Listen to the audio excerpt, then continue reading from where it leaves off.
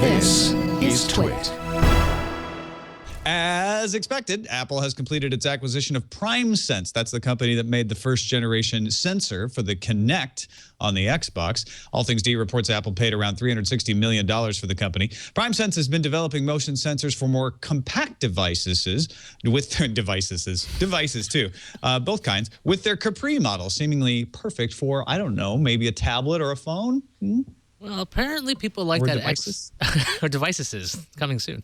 The iDevices is. Apparently people like that Xbox One. Microsoft says it sold more than 1 million Xbox One units worldwide in less than 24 hours of its launch. But what launch could be complete without a few bugs? There are reports that some Xbox One disk drives are failing. Inserting a disk leads to a clicking or grinding noise, and those consoles cannot read the disk. Microsoft says the issue affects a very small number of units and is working directly with people to get them replacement Xbox Ones. I thought that was just my teeth. Got it now. Samsung likes big phones, and it cannot lie. The Galaxy Grand 2, announced Monday, has a 5.25-inch 1280 by 720 display with a 16:9 aspect ratio. Also has a 1.2 gigahertz quad-core processor, 2,600 milliamp hour battery, and 8 gigabytes of storage, plus the usual SD card slot, and the not-so-usual dual SIM card capability. Device does not support LTE, though, meaning it's probably a European-oriented phone. Android 4.3 phone comes in white, black, and pink in selective regions. Those are Samsung's words. So if you're selective in your region, maybe you'll get pink.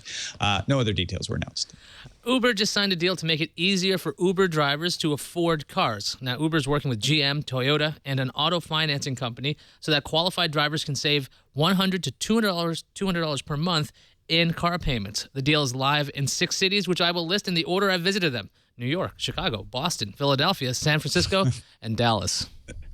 Oh, very nice. You know, the city of brotherly love has no love for 3D printed guns. The Philadelphia City Council voted unanimously to pass a bill banning the practice of printing your own firearm. 3D printed guns have been demonstrated, but are still experimental and unreliable. More 3D news. Motorola is partnering up with 3D Systems to develop Project Aura, Motorola's Lego-like open-source mobile hardware initiative.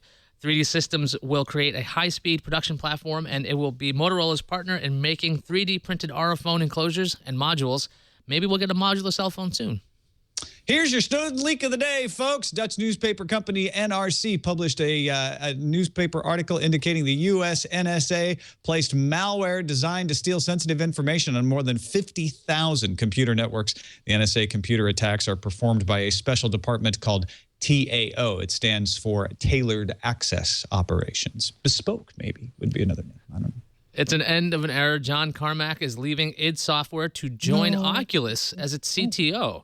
Now, Carmack is the programmer responsible for Quake, Doom, and is a co-founder of id Software. id Studio director Tom Willits told IGN that Carmack's departure will not affect any current projects.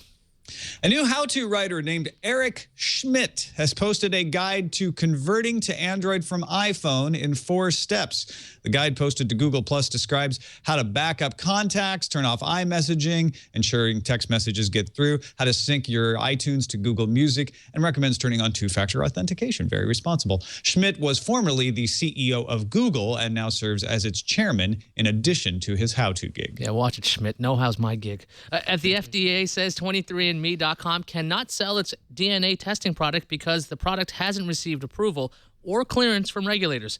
23andMe.com analyzes a buyer's saliva, then alerts them to what diseases they are at risk for. The FDA says that false positives or negatives could lead to dangerous behavior regarding treatment from the 23andMe client.